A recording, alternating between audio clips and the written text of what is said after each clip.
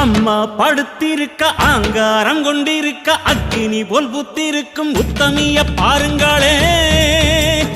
நீட்டி படுத்திருக்க நீதி சொல்ல காத்திருக்க ஈசான பொட்டலிலே மாசாணி பாருங்களே.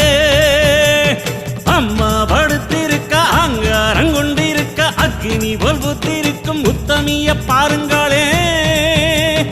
நீட்டி படுத்திருக்க நீதி சொல்ல காத்திருக்க ஈசான பொட்டலிலே மாசாணி பாருங்களே.